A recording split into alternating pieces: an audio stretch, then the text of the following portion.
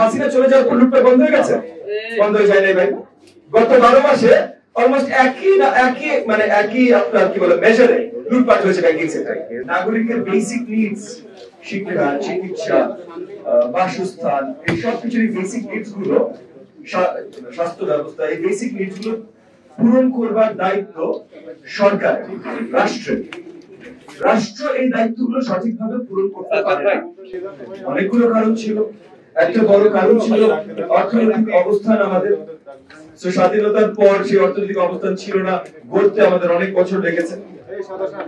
আর আরেকটা বড় অসুবিধা যেটা ছিল, যেটাকে অনেকে একইভাবে আখ্যায়িত করে, কিন্তু প্রাইমারি আখ্যায়িত করা হয় রাজনৈতিক একটা সমস্যা হিসাবে, সেটা হলো যে পৃষ্ঠপোষকতার রাজনীতি, যেটার মাধ্যমে ইনস্টিটিউশনাল শক্তিগুলো খর্ব করা হয়।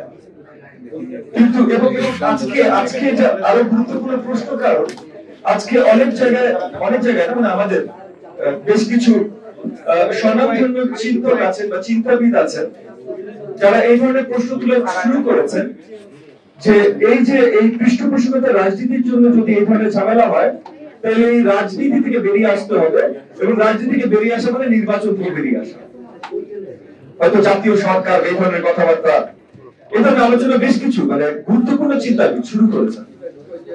এই জায়গা থেকে বড়ভাবে আমরা যদি এখানে আমরা আসলে উত্তরের একটাই উপায়, সেটা হলো রাজনীতি ছাড়া এবং গণতান্ত্রিক রাজনীতি ছাড়া জনগণের পার্টিসিপেশন পলিটিক্যাল প্রসেসে বা কোনো ধরনের প্রসেসে সম্ভব না। বিশ্বে অনেক ধরনের রাষ্ট্র ব্যবস্থা আছে, গণতন্ত্র ছাড়া অনেক ধরনের রাষ্ট্র ব্যবস্থা আছে, কিন্তু কোন রাষ্ট্র ব্যবস্থা গণতন্ত্রের মতো জনগণের ক্ষমতায়ন করতে পারেনি বা করে নাই, মানে ঐতিহাসিকভাবে হয় নাই ভাই। একমাত্র গণতন্ত্রই কাজ করে, ভালো মন্দ, মন্দের ভালো, যেটাই বলেন না কেন, একমাত্র গণতন্ত্র কাজ করে।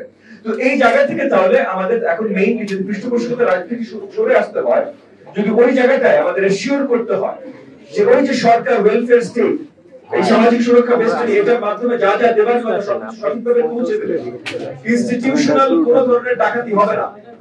যে মানে আপনার এলাকায় যে চাল যাচ্ছে, চাল ওই নেতার বাসায় চলে গেল বা নেতার লোক চলে গেছে, এই জিনিসটা হবে না। এইটা করতে হলে পলিটিক্যাল কালচারে চেঞ্জ আনতে হবে এবং ইনস্টিটিউশনকে আরো ক্ষমতায়ন করতে হবে। এবং ইনস্টিটিউশনকে ক্ষমতায়ন করার একটা উপায় হলো ইনস্টিটিউশনের ভিতরে জবাবদিহিতা নিয়ে আসা।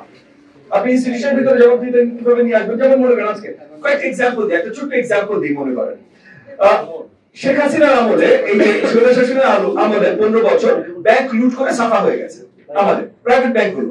এখন এই যে গত পরশুদিন আমি নতুন একটা নোটিফিকেশন বাংলাদেশ ব্যাংকের পড়লাম যে 9টা আপনার নন ব্যাংকিং ফাইন্যান্সিয়াল ইনস্টিটিউশন বন্ধ করে দেওয়া হচ্ছে। 9টা, বিশাল ব্যাপার, পুরো লুটপাট হয়েছে। আচ্ছা, তো হাসিনা চলে যাওয়ার পর লুটপাট বন্ধ হয়ে গেছে? বন্ধ হয়ে যায় নাই ভাই। গত 12 মাসে অলমোস্ট একই আপনার কি বলে মেজারে লুটপাট হয়েছে ব্যাংকিং সেক্টরে। তাহলে কিভাবে বলবো? কারণ সব দোষ হাসিনার প্রচুর দোষ আছে। আমি বলছি যে এগুলো আমাদের ইনস্টিটিউশনাল অবক্ষয়, এই ক্ষয়গুলো হাসিনার আমলে সবচেয়ে বেশি হয়েছে। কিন্তু প্রবলেমটা হলো যে এই ইনস্টিটিউশনাল জবাবদিহিতা নাই। যেমন বলবেন ব্যাংকের কথা যদি চিন্তা করেন, কোন এক ব্যাংক থেকে, প্রাইভেট ব্যাংক হোক পাবলিক ব্যাংক হোক, আপনি 1টা টাকা লুট করতে চান, সেটার জন্য বাংলাদেশ ব্যাংকের নজরদারি থাকে।